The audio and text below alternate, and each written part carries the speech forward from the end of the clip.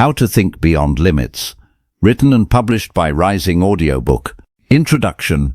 You've been told to dream big your whole life, but rarely taught how to think beyond what's holding you back. This audiobook isn't here to motivate you with hype or empty inspiration.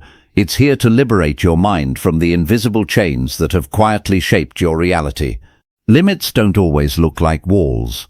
Sometimes they look like traditions, expectations, past mistakes, or voices that told you that's not possible for someone like you.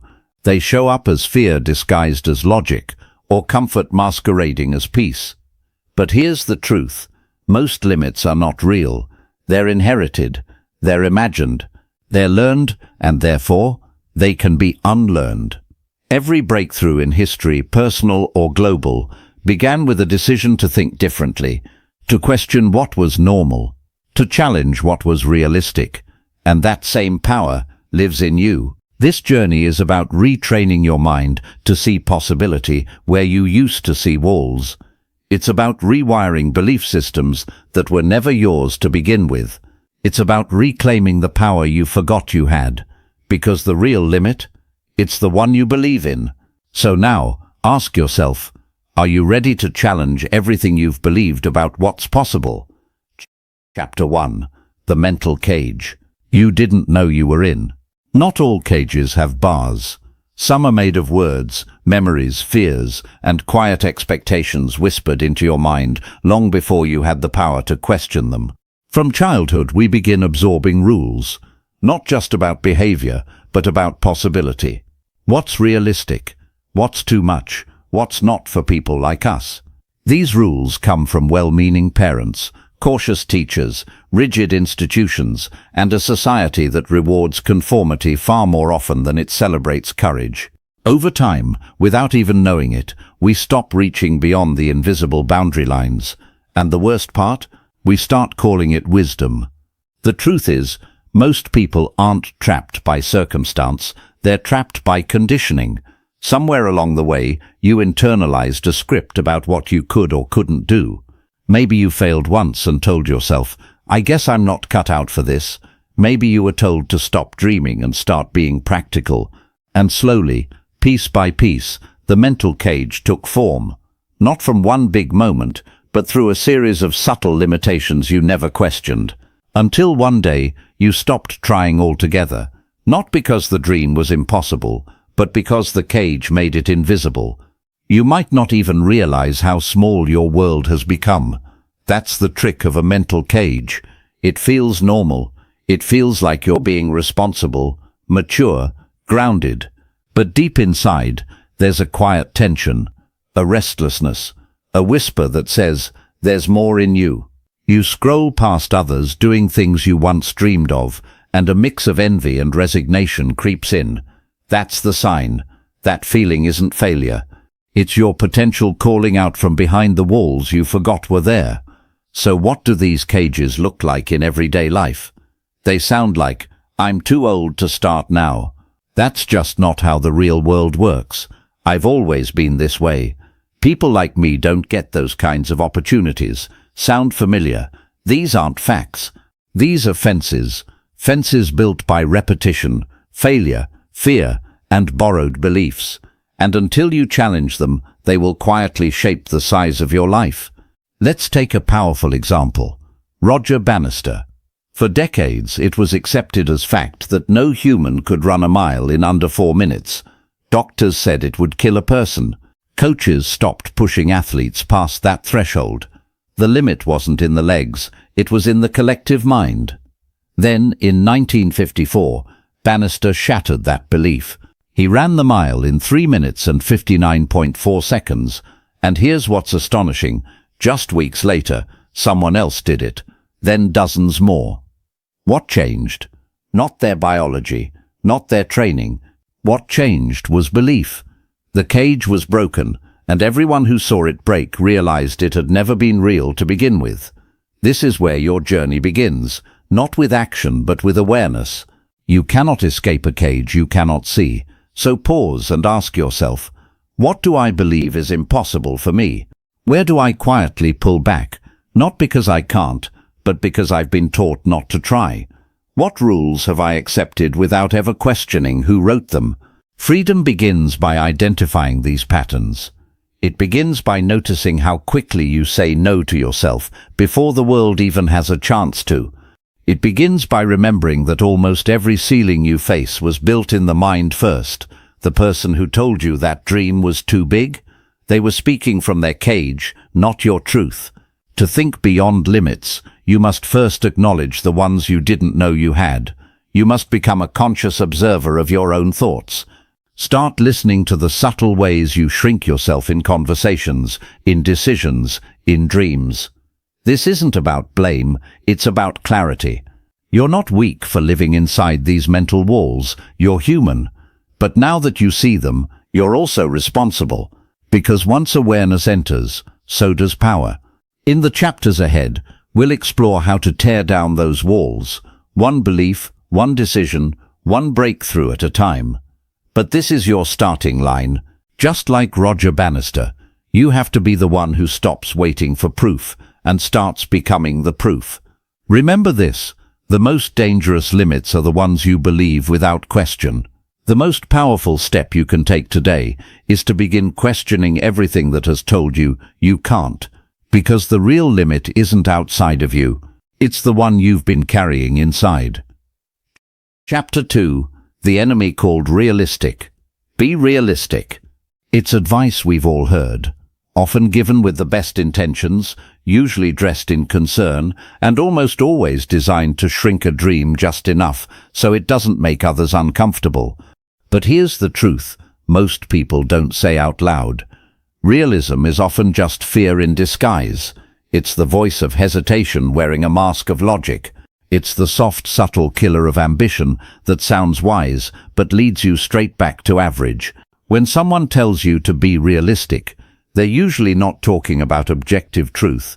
They're talking about their own limits, their own experiences, their own fears. And if you're not careful, you'll start wearing their fear like it's your uniform. You'll internalize someone else's ceiling and call it your common sense. That's how small thinking becomes generational, passed down not through DNA, but through doubt disguised as advice. The idea of being realistic has stopped more dreams than failure ever has. Because when you fail, at least you tried. But when you decide something's not realistic, you don't even begin. You shut the door before you touch the handle, and in doing so, you never give yourself the chance to become more than what you've already been. Think about the people who've redefined what's possible, visionaries, innovators, creators, leaders. These weren't people obsessed with being realistic. They were obsessed with what could be, not just what was. The Wright brothers were bicycle mechanics who dared to believe humans could fly.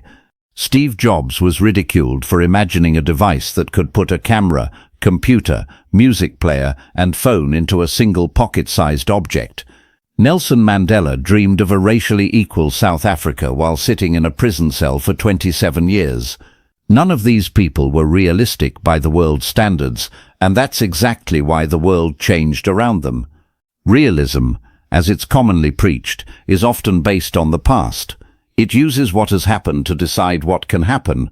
But if every human lived by that mindset, we'd still be riding horses and sending letters by candlelight.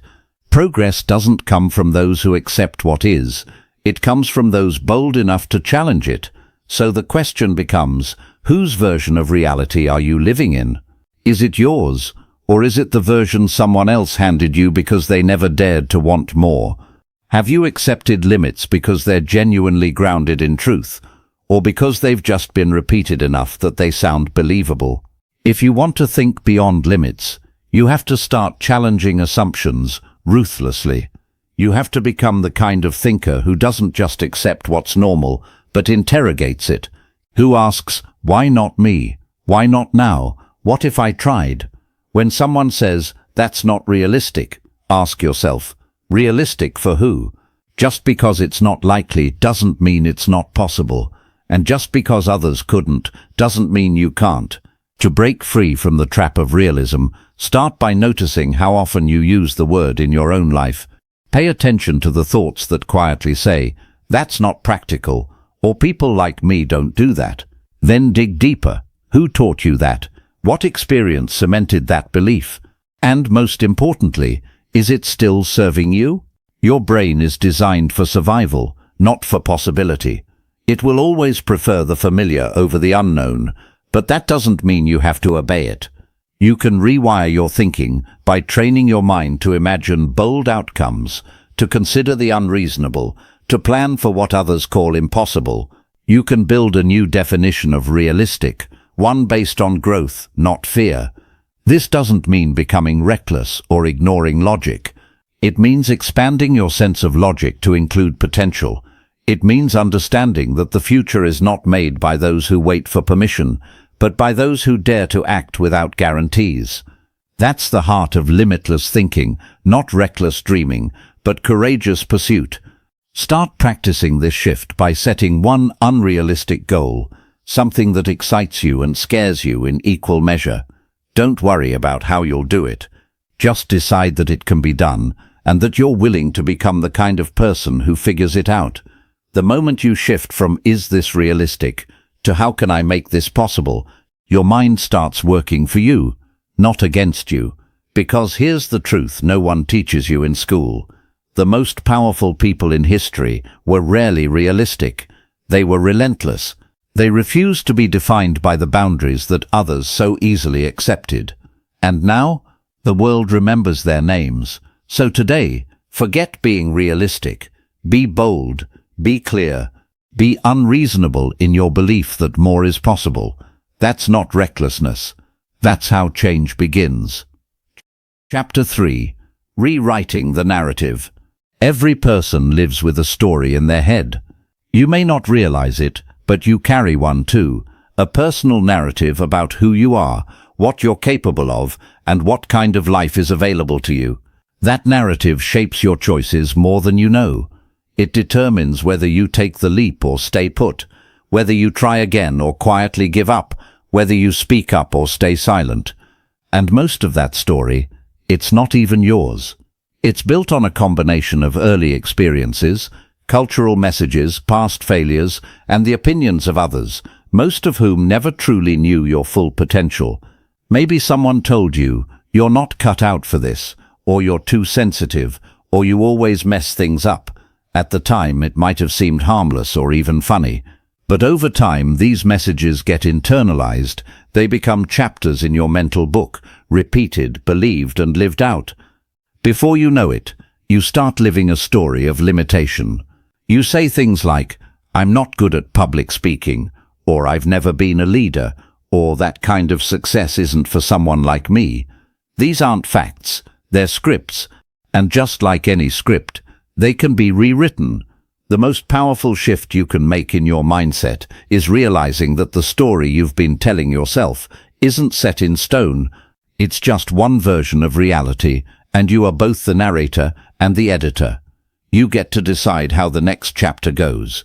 Let's look at one of the most common self-limiting phrases. "I've never done this before."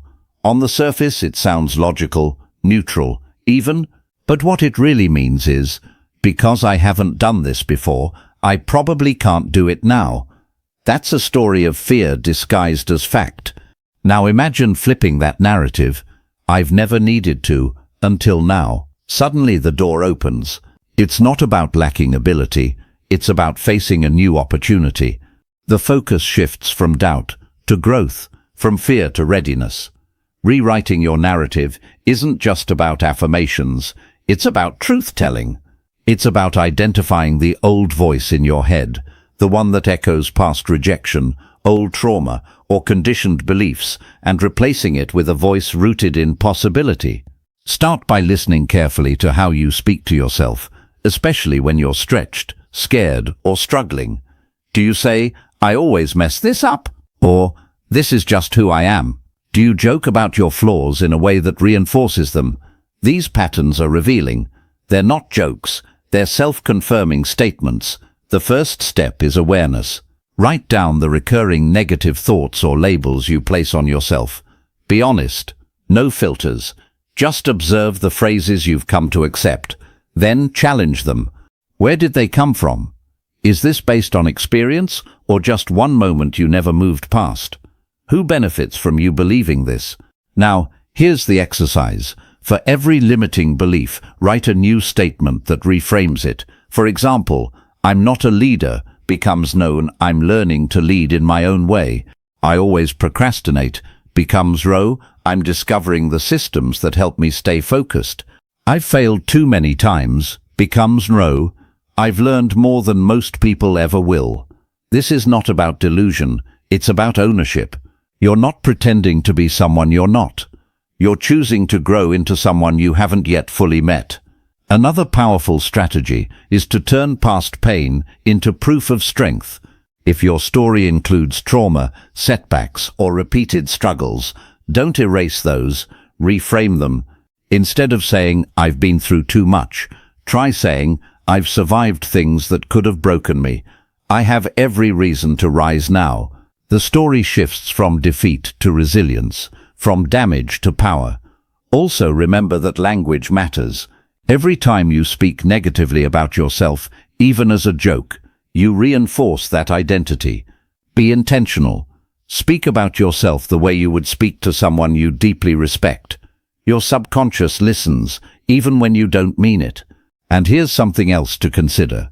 Your future self is listening too. The version of you 5 years from now, more confident, more skilled, more free, is being shaped by the story you tell today. If your narrative is filled with doubt and limitations, that version stays out of reach. But if your story is one of growth, courage and curiosity, your future self gets closer every single day. Let's be clear, this process isn't about instant change, it's about consistent revision. You're not flipping a switch, you're rewriting a script. It may take weeks, months, or even years to fully replace the old story. But every time you catch a limiting thought and rewrite it, even silently, you take back creative control of your life. Thinking beyond limits starts here, with the realization that your past doesn't get to write your future unless you allow it to. The story of I can't can be replaced with I'm learning to. The chapter called Stuck can become Turning Point, and the final sentence doesn't have to be a period, it can be a comma, followed by your next evolution. You don't need to wait for someone else to rewrite your story. You already hold the pen. Chapter 4. Belief is a skill, not a trait. One of the greatest myths ever told is that belief is something you're born with. That some people are just wired with confidence, born with self-assurance, and naturally gifted with the ability to believe in themselves, while others are not. Belief is not a genetic trait. It's not some magical personality gift reserved for the lucky. Belief is a skill. It can be built. It can be trained. It can be developed over time, like any other ability. You may admire people who exude confidence and pursue bold goals, thinking they're just built different. But chances are they weren't always that way. They weren't born believing they could change the world, lead movements, or defy the odds. At some point, they had to choose belief before there was any evidence to support it. And then they had to practice it until it became natural. Let's take Oprah Winfrey as an example. Early in her career, she was told she was unfit for television. She was too emotional, too raw, too real. Most people would have internalized that rejection and walked away, concluding, maybe they're right. But not Oprah. She didn't wait for someone else to validate her. She started small, built momentum, and made herself undeniable. She turned every no into fuel. Belief wasn't something she had, it was something she built. Step by step, experience by experience, win by win. Her story didn't begin with belief, it began with rejection. But she rewrote it through action. This is the foundation of belief. You don't wait for it, you build it. So, how do you start building belief if you've spent most of your life doubting yourself? It begins with understanding this. Belief is the result of accumulated evidence. The brain is a pattern recognition machine. It looks for data to support the story it's already telling. If your story is, I always mess up, your brain will filter out your wins and amplify your failures. But if your story becomes, I'm learning and getting better, your brain will begin looking for and noticing every small piece of evidence that proves that true. That's why small wins matter. One of the most practical ways to build belief is by stacking small victories. You don't have to wait for the big breakthrough to feel confident. You gain confidence by keeping small promises to yourself. Wake up when you said you would. Finish the task you've been avoiding. Speak up once in a meeting. These things may seem minor, but they compound over time. They send a message to your brain. I'm someone who shows up. I'm someone who follows through. When you do this consistently, you build something called self-efficacy, the psychological belief that you are capable of achieving a goal or managing a challenge. Self-efficacy, a concept developed by psychologist Albert Bandura, is one of the most important ingredients in success. It doesn't mean you think everything will be easy. It means you believe that even if it's hard, you'll find a way through. People with high self-efficacy don't avoid challenges. They embrace them because they've trained their minds to believe, even if I don't know how yet, I can figure it out. And how do you grow self-efficacy? Through repetition and experience. Every time you face fear and act anyway, every time you finish something you started, every time you try again after a setback, you send a powerful signal to your brain. We can do hard things. Over time, this becomes your new normal. The more you practice belief, the more natural it feels. The more you reinforce it, the more automatic it becomes. This is why belief is a skill, because it grows stronger with deliberate practice. But just like any skill, it also atrophies when ignored.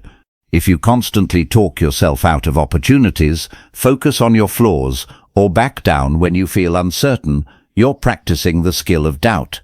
And the more you practice doubt, the more fluent you become in it. That's why some people seem stuck in cycles of self-sabotage. They're not broken, they've just spent years practicing the wrong story. The good news, you can reverse it. You can retrain your internal dialogue. You can stop feeding the story that says, I'm not good enough, and start building the one that says, I'm becoming stronger every day. That shift alone can be life-changing. One way to start is with a technique called evidence stacking. At the end of each day, take 5 minutes to write down 3 things you did well, big or small. Maybe you had a difficult conversation, showed discipline, or kept going when you felt like quitting. These moments may feel insignificant, but they're not. They are proof. Over time, your brain will begin to internalize a new belief. I am capable. I do make progress. I can trust myself. That's the real power of reflection. It builds your internal proof. Another key component of building belief is environment. You have to surround yourself with people, messages, and influences that challenge your doubt and nurture your growth. If everyone around you is afraid to take risks, you'll eventually shrink to match them. But if you're surrounded by people who encourage bold thinking and personal excellence, your inner belief expands to meet that energy. Also, protect the way you speak about yourself. Words matter. Avoid language that reinforces your old limitations. Instead of saying, I'm terrible at this, say, I'm still learning this skill. Instead of, I always fail, say, this didn't work, but I'll try another way. These shifts may seem small, but they reframe your identity over time. You move from a fixed mindset to a growth mindset, from a life of doubt to a life of development, and most importantly, start acting like the version of yourself you want to believe in, even if it feels like you're pretending at first. This isn't about being fake, it's about activating your potential. When you act with belief, your brain starts to catch up. Action creates evidence. Evidence reinforces belief. Belief leads to more action. That's the loop of momentum, and it's available to you now. Think of it like a muscle. You wouldn't expect to lift 200 pounds on your first day in the gym. You'd start small and build gradually. The same goes for belief. Don't wait until you feel ready. You build readiness by showing up, day by day, rep by rep. If you've struggled with doubt your whole life, it's not because you're incapable. It's because no one taught you that belief can be trained. And now that you know, you hold the power. You can start building belief the same way anyone else has, by showing up, doing the reps, stacking the proof, and rewriting the story. Remember, belief isn't reserved for the special few. It's not a gift, it's a practice, a choice, a skill, and it's yours to master. Chapter 5. Thinking like a visionary. Every breakthrough begins in the mind. Long before a product hits the shelves, a movement gathers momentum, or a solution reshapes the world, there is a vision, a picture of what doesn't exist yet. That's what separates visionaries from the rest of the world. While most people focus on what is, visionaries fixate on what could be. They think beyond current circumstances, beyond available resources, beyond public opinion. They live in a mindset where possibility overrides practicality, at least in the beginning. Visionaries aren't fortune tellers or fantasy dreamers. They're builders of imagined futures. They don't wait for the perfect conditions to start. They begin with ideas, not certainty. They operate from a place of strategic imagination, the ability to see what isn't there and start creating it piece by piece, choice by choice, day by day. This is one of the most powerful mental tools you can develop on your journey beyond limits. The mindset that allows you to think ahead of your current situation, act as if it's already possible, and create from conviction, not convenience. Take Elon Musk as a prime example.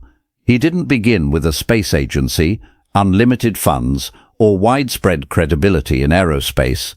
In fact, when he announced his plans to start SpaceX, many people laughed. Aerospace giants scoffed. Engineers doubted him. He wasn't a NASA insider. He was an entrepreneur with a wild vision to colonize Mars and make space travel affordable. The existing gatekeepers wouldn't let him in, so he built his own launch pad. That mindset is critical. Musk didn't let the absence of credentials or tradition stop him. He asked different questions. Where others saw barriers, he saw inefficiencies. Where others saw impossibility, he saw opportunity. That's what visionaries do. They don't play by the rules they never agreed to. They redesign the game. But here's the truth. You don't need to be a tech mogul to think like a visionary. Visionary thinking is not about money, titles, or genius. It's about perspective.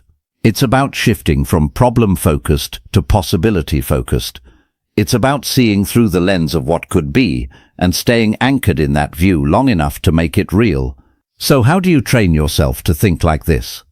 Start with imagination, not the childlike kind of imagination that floats untethered to reality, but strategic imagination, the kind that takes bold ideas and asks, what would it look like if this were real?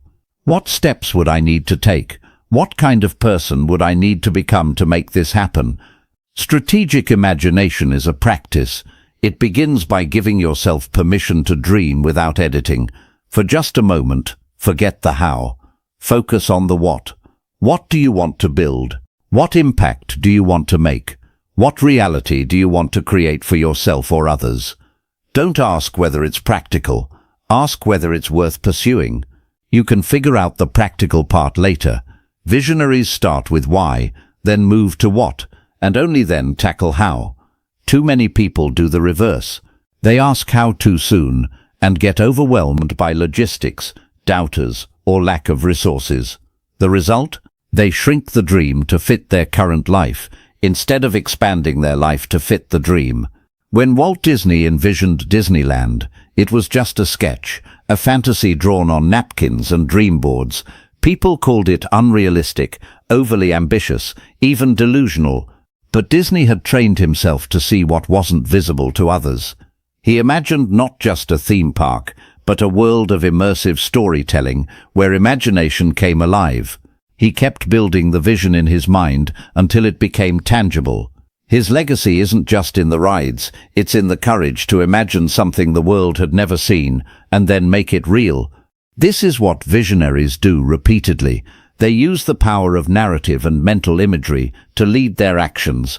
They speak about the future as if it's inevitable, not in arrogance but in faith. And that faith gives them the energy to endure setbacks, the creativity to problem solve, and the resilience to persist. But visionary thinking isn't just about big global innovations. It applies to your personal life too. Thinking like a visionary might mean imagining a version of yourself who's confident and calm under pressure, even if that's not how you've ever behaved before. It might mean visualizing a life where you run a business, live in a city you've always dreamed of, or speak on stages around the world. If it exists in your imagination, it's waiting to be brought into the world. The clearer that vision, the stronger your motivation to pursue it. This clarity is vital because the brain thrives on vision. When your mind knows where you want to go, it begins aligning thoughts, decisions and behaviors to support that destination. It starts spotting opportunities that were once invisible. This isn't magic, it's your reticular activating system at work, filtering your environment for cues that match your dominant focus. So how do you strengthen your visionary mindset? Start by creating mental time travel. Set aside moments in your day where you close your eyes and see the future version of your goal in vivid detail. What does it look like? What does it feel like to live in that moment? Who are you surrounded by? What actions brought you here? The more real it becomes in your imagination, the more power it holds in your current reality. Next, journal as if it's already happening. Write entries from the future. Today I gave my first TED Talk, or we just launched the company I imagined 5 years ago. These practices may seem simple, but they are training tools for belief, focus, and clarity. Visionaries also surround themselves with expansive energy. They don't seek validation from people who can't see what they see. They seek alignment. That's why you must guard your vision. Don't explain it to everyone. Most people won't understand it, not because they're negative, but because they haven't trained their minds to see beyond what exists. You don't need everyone to believe in your vision. You need to believe in it. That's enough. And most importantly, visionaries take action, even before they feel ready. They don't wait for the full map. They just need the next step. Every bold thinker, from Thomas Edison to Sarah Blakely, didn't start with guarantees. They started with motion. They understood that the vision doesn't become real by sitting in the mind. It becomes real through work. And every step you take toward it makes it stronger, sharper, more tangible. The key is to keep building when no one claps, to keep seeing when others are blind to your dream, and to keep speaking life into something only you can see. For now, thinking like a visionary is not about ego, it's about service. It's about seeing something the world needs and realizing you have a role in bringing it to life. Whether your vision is global or personal, it matters. You matter. And your ability to think beyond what exists is what will shape what's coming next. So start where you are. Look beyond your current resources, beyond your current fears, and ask yourself, if I were thinking like a visionary right now, what would I do? The answer to that question holds more power than any excuse, because the future doesn't belong to those who wait for it. It belongs to those who build it, one bold vision at a time. Chapter 6. Breaking the Comfort Loop. Your brain has one primary job: to keep you safe. It's not designed to make you great. It's not built to push you toward your highest potential. It's wired to protect you from threat, from risk, from uncertainty. And that's exactly why the comfort zone feels so appealing. Predictable, familiar, controlled. It feels like peace, but often it's just stagnation dressed as safety. This is what we call the comfort loop, the cycle your brain creates to keep you in a predictable, low-risk pattern. You wake up, do what you've always done, stay within the familiar, avoid discomfort, and convince yourself you're just being responsible. But underneath that routine is often something else: boredom, anxiety, unfulfilled dreams, and an internal voice asking, is this really all there is? The comfort loop is seductive. It rewards you with short-term ease, while quietly stealing your long-term growth. It trades your future self for present convenience. And the more you listen to it, the more it becomes your operating system. That's how potential gets buried, not in failure, but in habit, not in resistance, but in routine. The real growth, the kind that rewires your mindset and reshapes your life, lives on the other side of discomfort. And if you want to think beyond limits, you have to make peace with discomfort, not as punishment, but as a path. You have to understand that comfort is not your friend, it's your ceiling. Let's take David Goggins as an example. At one point in his life, he was overweight, working a dead-end job, and living with the trauma of an abusive childhood. By his own admission, he was broken, mentally, physically, emotionally. But one day, he looked in the mirror and decided enough was enough. He didn't wait for motivation. He didn't expect transformation to be easy. Instead, he chose pain on purpose. He subjected himself to extreme discomfort, running in the cold, pushing his body past exhaustion, repeating brutal routines. Why?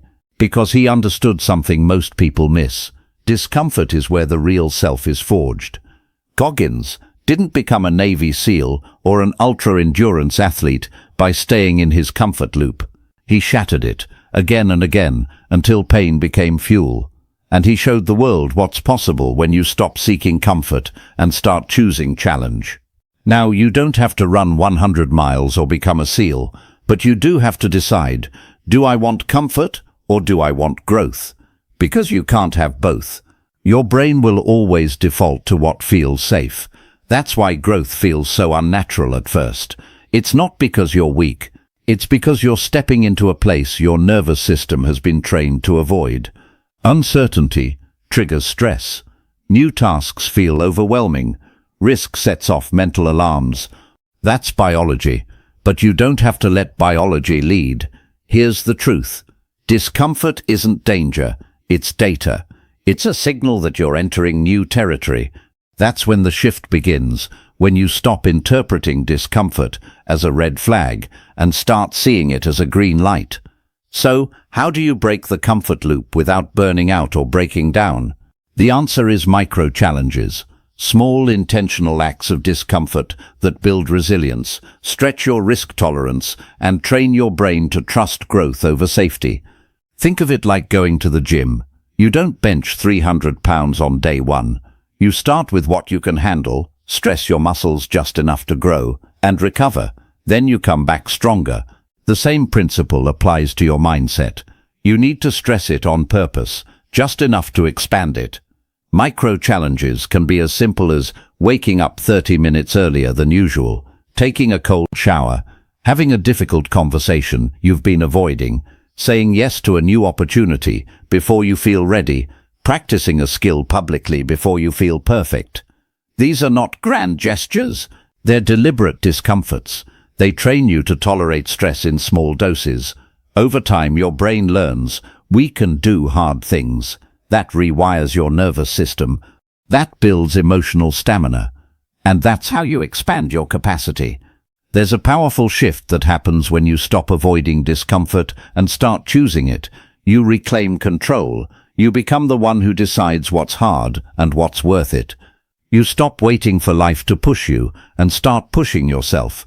The comfort loop only survives when you confuse convenience with progress. But the truth is, nothing great was ever built from convenience. Greatness is forged in the fire of repetition, friction, and discipline. It's not about doing what feels good. It's about doing what makes you grow. And yes, it will be uncomfortable. Change always is. That's why most people avoid it. They would rather stay in a known pain than step into an unknown possibility. But you're not here for comfort. You're here to evolve. You're here to stretch, to transform, to step into a version of yourself that can only be accessed through challenge. This doesn't mean hustle every hour or grind yourself into exhaustion. It means becoming intentional with discomfort, choosing your struggle instead of letting life choose it for you. You're going to feel pain either way, pain of growth or pain of regret. Only one leads forward. So ask yourself, what is my current comfort loop costing me? What opportunities am I avoiding because they feel uncertain? What habits am I repeating because they feel safe, even if they're limiting? Where have I stopped growing because I didn't want to feel awkward, slow, or unprepared? The answers to those questions will show you the borders of your current life and your next opportunity to break through. Here's one more key. Celebrate your micro wins. Each time you do something hard, Even if it's tiny, acknowledge it. That builds momentum. That tells your brain, we did something uncomfortable and we survived. In fact, we're better for it. That's how confidence is built. Not by succeeding instantly, but by doing hard things repeatedly. Start tracking your discomfort. Make a discomfort journal. At the end of each day, ask, what did I do today that was outside my comfort zone? What did I learn from it? How did it shape me? This turns challenge into growth. It gives your discomfort purpose. Because discomfort without direction is chaos, but discomfort with intention, that's transformation. Look at anyone you admire, anyone who's built something meaningful, reached uncommon heights, or become radically resilient. They all have one thing in common. They stopped worshipping comfort. They saw through the illusion of safety and chose the higher road of challenge, and that choice changed them. Now it's your turn. You don't need to flip your entire life overnight, but you do need to start stepping outside your comfort loop, intentionally, consistently, relentlessly. Because beyond that loop lies your next level, and that next level doesn't belong to the most talented, the most lucky, or the most connected. It belongs to those who are willing to be uncomfortable long enough to grow. Chapter 7. Build environments that break barriers. You can't rise above an environment that constantly pulls you down. You may have the drive, the vision, and even the courage, but if your environment is built around limits, sooner or later it will shape you to fit those limits. That's the silent power of your surroundings. They don't just reflect your current mindset, they reinforce it, and if you want to think beyond limits, you need to build environments that break barriers instead of building them.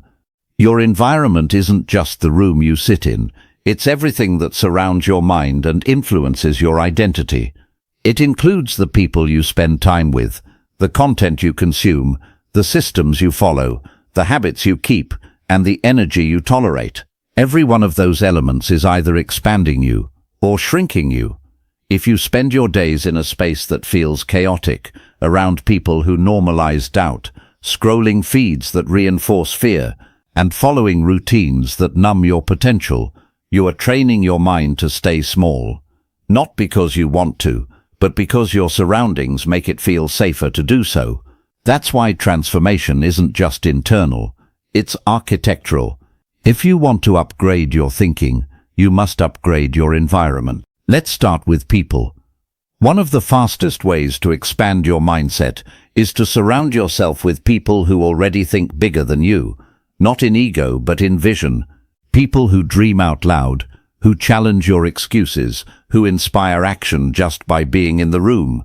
Too often, we stay loyal to circles that shrink us, simply because they're familiar. But growth requires friction. If everyone around you accepts good enough, you'll subconsciously settle for the same. But when you're around people who live boldly, talk differently, and pursue what others fear, you elevate by proximity. That doesn't mean you have to cut everyone off. It means you need to be intentional, seek mentors, join communities that challenge you, follow voices that expand you, protect your mental space from small-minded energy, even if it's subtle. Because your environment doesn't just affect how you feel, it affects how you think. Now consider your physical space. What does your room, workspace, or digital environment communicate? Is it cluttered, noisy, or filled with distractions? Or is it designed for clarity, focus, and creativity? You don't need a fancy office or minimalist house to think big, but you do need a space that reflects your intention. Clean the clutter. Add visual cues of your goals. Create a zone where your mind feels open, not overwhelmed. When your space is clear, your thoughts follow. Then there's your routine. The environment isn't just static, it's rhythmic. The systems you follow every day either reinforce limitation or challenge it. Do your habits energize you or drain you? Do they align with who you're becoming or who you used to be? If your routine is just survival mode, scrolling, reacting, repeating, you're conditioning your mind to stay in loops. But if your routine includes quiet time, growth moments, physical movement, and intentional learning, you're creating an inner world that breaks barriers daily. A limitless environment also requires detox, physically, mentally, and digitally. In a world of overstimulation, constant noise, and endless comparison, your greatest asset is focused attention. Yet most of us give it away, mindlessly. We scroll feeds that reinforce fear. We watch content that numbs us. We fill our space with noise and call it normal. But mental clutter is just as damaging as physical clutter. It clouds your clarity. It shortens your attention. It dulls your ambition. So take time to detox. Turn off notifications. Unfollow accounts that make you feel like you're behind. Take a digital Sabbath. Sit in silence. Let your mind breathe. The more stillness you create, the more expansive your thoughts become. Because expansive thinking doesn't grow in chaos, it grows in space. This also applies to your inner environment, your beliefs, your inner voice, your thought patterns. If your self-talk is filled with shame, doubt and judgment, it becomes an internal prison, and you can't think beyond limits from inside a mental cage. So practice speaking to yourself with clarity, courage and kindness. Replace internal noise with intentional thought. Your mind is the first environment you live in. Make it livable. The beauty of building a limitless environment is that you don't need permission. You don't need money or status. You need intention. You get to choose what you allow in. You get to choose what you amplify and what you cut off. You get to design a life that pulls you upward, even if it starts with one small corner, one powerful connection, or one new habit. Remember this, the environment always wins. It will either elevate you or erode you, so design it like your future depends on it, because it does. Your next breakthrough won't just come from grinding harder. It will come from surrounding yourself with better energy, clearer space, sharper routines, and people who refuse to settle. Build an environment that breaks barriers. Then watch how fast your limits fall. Chapter 8. Action over analysis. Thinking is powerful. Strategic reflection, creative vision, deep evaluation. These are tools of high performers, visionaries and leaders. But when thinking becomes overthinking, it turns from an asset into a ceiling. It starts to slow you down. It floods you with what-ifs. It locks you into cycles of hesitation disguised as preparation. Eventually, the mind that was meant to lead becomes the mind that limits. This is the silent trap of analysis paralysis, a state where you think so much that you stop moving altogether. You convince yourself that you need more research, more clarity, more certainty before you take that first step. You wait for the perfect time, the perfect plan, or the perfect version of yourself to arrive. But the truth is, that moment never comes. And in the meantime, your dream quietly slips further away. Not because you weren't capable, but because you were too busy trying to figure everything out before you began. Overthinking is the mind's way of protecting you from failure, rejection, and the unknown. It feels productive, it feels responsible, but it's just fear in disguise. And while you're spinning in thought, someone else with half your talent is making moves, not because they're smarter, but because they've learned a powerful truth. Clarity doesn't come before action, it comes from action. Take Reed Hastings, the co-founder of Netflix, as a perfect example. He didn't launch with a perfect streaming model. He didn't sit down with a 300-page business plan to forecast an entire decade. He was simply frustrated by a $40 late fee from Blockbuster. That pain sparked an idea. What if movies could be rented through the mail with no late fees? He acted on that single frustration. One small decision, one prototype, one early step into a brand new space. Over time, that tiny move turned into a company that would eventually disrupt an entire industry.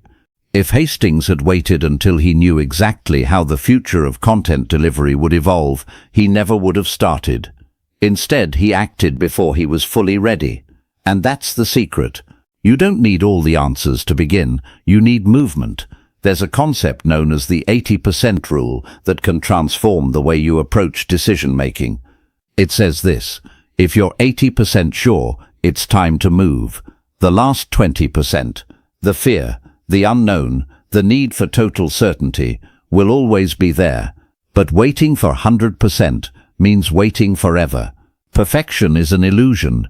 It's a trap that keeps dreamers on the sidelines while the action takers build momentum. Think about it. How many times have you delayed something you deeply wanted because you felt unprepared? Maybe it was starting a business, launching a podcast, writing a book, or changing careers. You told yourself, I need to figure it out first. But what if you didn't need to figure it out? You just needed to start. Action has a momentum of its own. It activates creativity. It reveals what works and what doesn't. It gives you feedback, focus, and fuel. The very things you're waiting to discover through thinking are often only unlocked through doing, and action builds belief. Every time you move forward, even imperfectly, you create a sense of progress. You build a track record. You prove to your brain that you're not someone who freezes, you're someone who figures it out on the way. That's how confidence is built. Not from perfect plans, but from imperfect action repeated over time. Overthinkers often wait for motivation, but action creates motivation, not the other way around. When you move, you feel more engaged. When you make progress, even in small doses, you generate energy. The hardest step is always the first. But once you take it, the path becomes clearer. The fog lifts not because you stood still and waited, but because you walked into it with courage. The challenge then is to retrain your response to uncertainty. Instead of defaulting to delay, start defaulting to movement. Instead of asking, what if this goes wrong? Ask, what's the next step I can take right now? Not the full plan, not the whole map, just the next step. That shift in thinking will change everything. Let's explore a few mental shifts that help break the cycle of analysis paralysis. Number 1. From perfect to progress. Progress is measurable, it's real, it builds on itself. Perfection is imaginary and often unreachable.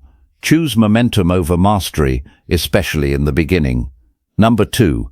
From fear of failure to feedback loop. Failure isn't the end.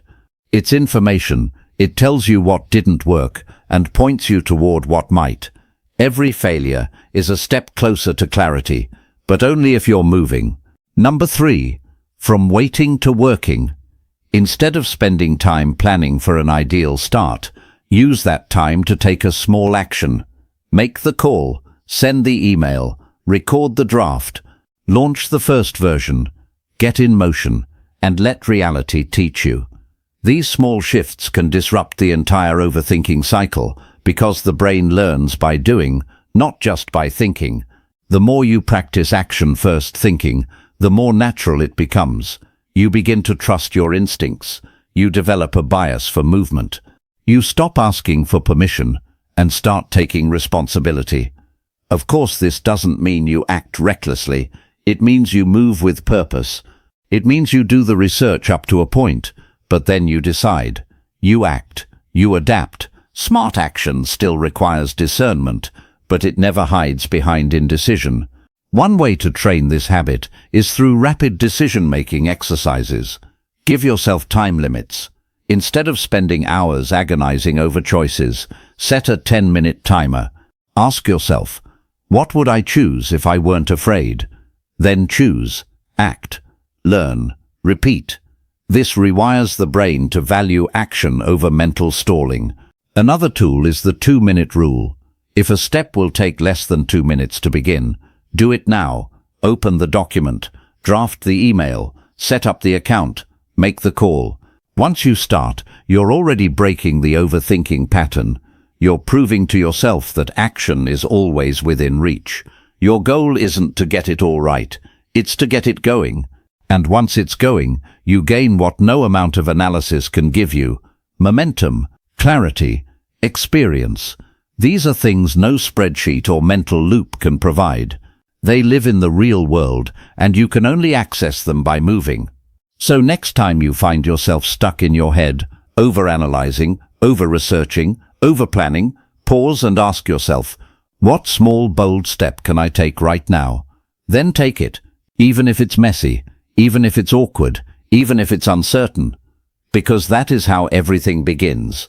Not with a master plan, but with a single step. just like Reed Hastings, just like every innovator, creator, and leader you admire. They didn't overthink their way into greatness. They moved into it, and so can you. Chapter 9. Emotional Limits, the Invisible Barrier. Not all limits are visible. Some of the most powerful ceilings aren't built by your circumstances, lack of skill, or missing resources, but by your emotions, fear, shame, doubt. These silent forces don't just influence how you feel, they shape how you think, what you attempt, and how far you reach. You may not see them, but you feel them. They whisper, play smaller, stay safe, don't risk it. And if you listen long enough, they don't just hold you back, they convince you that staying stuck is smart. This is what emotional limits do. They shrink your goals before you even start. They turn possibility into pressure. They make your dreams feel dangerous, not because they are, but because your nervous system has associated the risk of failure with the risk of pain. And that's where so many people stop. Not because they're lazy, not because they lack ambition, but because they've never been taught how to manage emotional weight, only how to avoid it. But the truth is, if you want to think beyond limits, you have to face the ones that live inside you. Not just the ones that show up in your external life, but the ones that live beneath the surface, the emotional ceilings. Let's start with fear. It's the most common emotional barrier and the most misunderstood. Fear isn't just about danger. In modern life, fear often appears as discomfort, the fear of being judged, failing in public, letting others down, or not living up to your own expectations, fear of being too much or not enough. These fears aren't dramatic, they're subtle, but they're just as powerful. They make you lower your goals, delay your dreams, quit before you've even started. Then there's shame, where fear says, what if I fail? Shame says, if I fail, it means I'm broken. Shame attacks your identity, not just your actions. It makes setbacks feel personal. It turns mistakes into proof that you don't belong. And if you don't know how to handle shame, you'll stay silent about your goals. You'll resist visibility, and you'll sabotage your own progress to avoid the risk of being exposed. Finally, there's doubt, the slow erosion of self-trust. Doubt makes you second-guess your voice, your path, and your potential. It turns dreams into hypotheticals. It creates a loop in your mind, where even your best ideas get talked down. And over time, doubt doesn't just limit what you pursue, it rewrites who you believe you are. But none of these emotional patterns are permanent. They're just learned responses, and if they were learned, they can be unlearned. The key is not to eliminate fear, shame, or doubt, but to understand and manage them. That's where emotional intelligence becomes your greatest tool for expansion. Emotional intelligence is your ability to recognize, regulate, and reframe your emotional experiences in real time. It means you don't just react to your emotions, you respond with awareness. You don't numb, avoid, or suppress what you feel. You learn from it, you lead yourself through it, and that emotional agility becomes a superpower. For example, when fear shows up, instead of asking, how do I make this go away, you ask, what is this fear pointing to? What matters so much to me that I'm afraid to lose it? Fear often signals that you're standing at the edge of growth, that you're about to challenge something familiar, that you're on the verge of something meaningful. When you can name your fear, you begin to loosen its grip. The same goes for shame. Instead of hiding from it, examine it. Ask, whose voice is this really? Whose standards am I afraid of not meeting? What part of me needs compassion right now, not criticism? Shame often thrives in secrecy, but when you speak to it with honesty and kindness, it loses power. You stop internalizing it and start understanding it, and that opens the door to healing and movement. And doubt? Don't fight it. Dialogue with it. When you hear that inner critic say, you're not ready, respond with, maybe not fully, but I've survived everything so far, haven't I? Build a case for your strength, stack the evidence of your resilience, and remind yourself that doubt is not a stop sign, it's just a speed bump. You'll never fully outgrow fear, shame, or doubt, but you can learn to stop being driven by them. You can move from reaction to regulation, from being trapped inside emotional limits to leading yourself beyond them. One of the most powerful practices for emotional expansion is what psychologists call emotional granularity, the ability to name what you're feeling with precision. Instead of saying, "I feel bad," you learn to say, "I feel anxious because I'm stepping into uncertainty," or "I feel vulnerable because I care deeply about this outcome." Naming your emotions helps the brain process them more effectively. It shifts you out of fight or flight and into reflection. It gives you space to choose your next move. Another tool is emotional mapping. At the end of each day, journal your emotional highs and lows. Note what triggered them, what story you told yourself, what reaction you had. Then ask, what could I do differently next time? Over time, you'll start seeing patterns, and once you see the pattern, you can shift it. You can stop reacting blindly and start responding intentionally. Here's something most people forget. Courage is not the absence of emotion, it's the mastery of it. When you look at bold leaders, creators and visionaries, it's not that they feel less fear or shame or doubt, it's that they've trained themselves to act anyway. They've built emotional muscle. They've learned how to carry their emotions without letting them lead. This kind of emotional mastery doesn't happen overnight, but it does happen daily. Through small, consistent choices, through honest self-reflection, through micro-courage moments, and through the decision to stop running from discomfort and start learning from it. Because here's the truth. The version of you that can think beyond limits is already inside you. They're just buried beneath old emotional scripts, ones you didn't choose, but ones you've unknowingly rehearsed. The goal now is to rewrite the script, to take the pen back, to decide that fear doesn't get the final word, shame doesn't define your worth, doubt doesn't dictate your destiny. You do. That means you give yourself permission to feel everything without being paralyzed by anything. You allow yourself to be both scared and brave, uncertain and committed, exposed and still advancing. You stop seeing emotions as enemies and start treating them as messengers. That's what it means to live emotionally free. Not to avoid feeling, but to expand your capacity for feeling and still move forward. Because when you learn to lead yourself through internal chaos, the outside world can't shake you as easily. Your mind stays clearer, your confidence stays steadier, and your goals stop shrinking to fit your fears. Instead, your fears shrink to fit your goals. So let's return to the original idea. Emotional limits are the invisible barriers to a limitless life. They're not obvious. They don't show up like locked doors. They show up like inner hesitation, quiet self-doubt, emotional exhaustion, and invisible ceilings that keep you playing small. But now you see them, and once you see them, you can shift them. You can become the kind of person who doesn't avoid internal conflict, but masters it, who doesn't shrink in fear, but speaks to it, who doesn't let doubt steal their future, but uses it to build a stronger one. This is the emotional evolution of someone becoming limitless, and it begins not with external force, but with inner peace. Chapter 10. Living Without Ceilings. We've reached the final chapter, but this isn't an ending. It's a new lens, a new way of moving through life. Because to truly live beyond limits, you must let go of one of the deepest illusions ever sold to us, the idea that success is a final destination. From childhood, we're conditioned to think of life as a staircase. Each step is a milestone.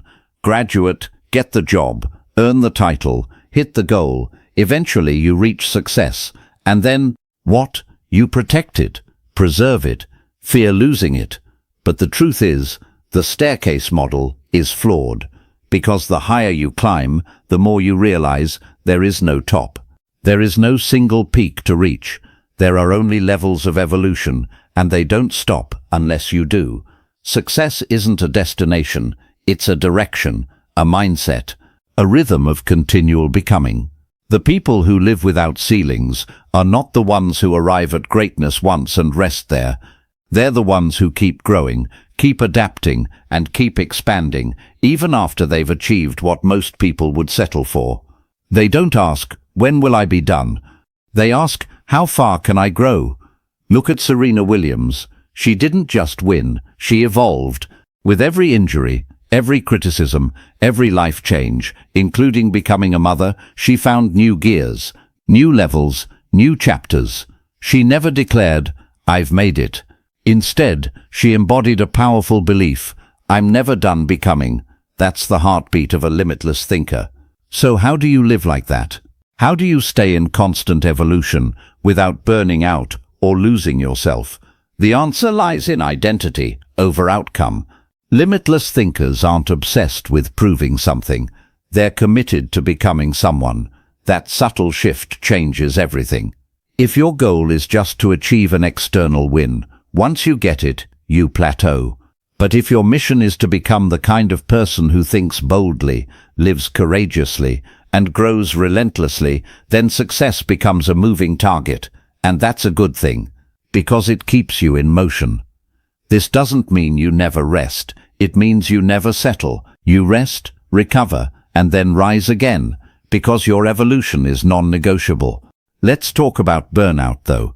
It's real. And in a world that praises hustle and constant output, limitless can sound like a dangerous word. But burnout doesn't come from doing too much. It often comes from doing too little of what truly lights you up, from chasing goals you don't believe in, from forcing yourself into boxes that don't fit, from ignoring your inner truth to meet someone else's version of success. Living without ceilings isn't about grinding endlessly. It's about aligning deeply. It's about choosing growth that energizes you, not depletes you, saying yes to stretch, not stress, listening to your inner compass, not outer pressure. And when you do that, expansion becomes sustainable, even joyful. That's why self-awareness is the foundation of limitless living. You have to know what matters to you, not what the world says should matter. You have to know what fuels you and what drains you. You have to become a student of your own mind, body and spirit, so you can grow with intention, not imitation. A limitless thinker doesn't copy paths, they create them. They redefine goals constantly, not because they're never satisfied, but because they know growth is infinite. They set goals that stretch them emotionally, mentally, and spiritually, not just financially or socially. They track their evolution, not just by what they achieve, but by how they respond to challenges, how they treat others, how much of their authentic self they bring to the world. This mindset makes you powerful, because it means no setback can stop you. If you fall, you evolve. If you fail, you adapt. If you're doubted, you deepen your roots. That's the difference between a fragile ego and a forged identity. The fragile ego says, "If I win, I'm worthy." The forged identity says, "No matter what happens, I am becoming." This kind of thinking liberates you from comparison too, because if you believe you're on an infinite path, then someone else's chapter 20 doesn't intimidate you. It reminds you that you have chapters to write. You stop competing and start expanding. And here's a truth worth repeating. You can choose this identity at any moment. You don't have to wait for permission. You don't have to earn it. You simply decide, from this point forward, I live as someone who's never done becoming. So how do you keep upgrading your mindset without burnout? You do it by building systems, not just setting goals. You create a rhythm of reflection, recovery, and recalibration. Maybe it's weekly journaling, quarterly goal checks, daily gratitude, monthly solitude. Small rituals that keep you connected to your evolution, not just your execution. And you learn to honor seasons. Some seasons are for sprinting, some are for sowing, others are for stillness.